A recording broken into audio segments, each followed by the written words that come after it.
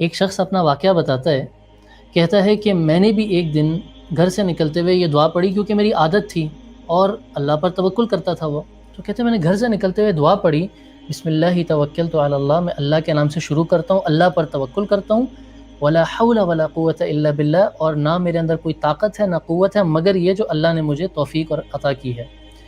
کہتے ہیں میں نے دعا پڑھ کے گھر سے نکلا، اور اس دن میری فلائٹ تھی.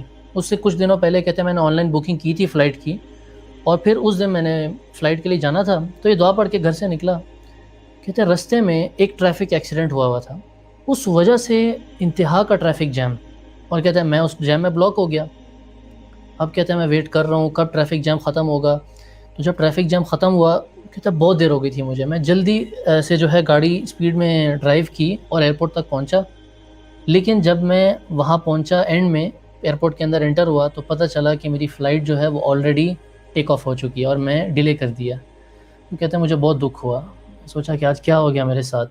ٹریفک میں بھی میری سردردی تھی، یہاں بھی پہنچا فلائٹ مس، پیسے میرے ویسٹ شاید ہو گئے ہوں گے، پتہ نہیں کتنے 100 BDs میں نے اس پہ خرچ کیے ہوں گے.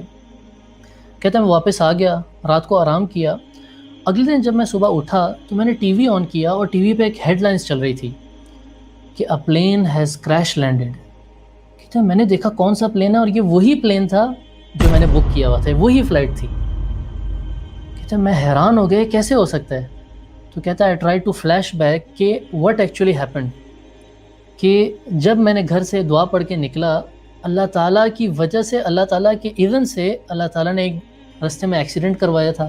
اس ایکسیڈنٹ کی وجہ سے ٹریفک جیم ہوا، اس جیم میں پھنس گیا، اور اس پھنسنے کی وجہ سے میری فلائٹ مس ہو گئی، اور اس فلائٹ مس ہونے کی وجہ سے آج میری جان بچ گئی. اگر میں وہ فلائٹ پکڑ لیتا اور میں ٹائم پہ پہنچ جاتا تو کیا ہونا تھا میرے ساتھ، کہ اس کریش لینڈنگ میں میری بھی موت آ جاتی. کیونکہ نیوز یہ تھی کہ plane has crash landed and all the passengers in it have died, کہ کوئی بھی نہیں بچا ان میں سے. تو آپ دیکھیں صرف ایک دعا کی وجہ سے اللہ تعالیٰ نے کیسے اس شخص کی حفاظت کی، اور جب اس نے توکل کیا تو اللہ تعالیٰ نے اس کو کیسے اپنی حفاظت میں کر کے رکھا.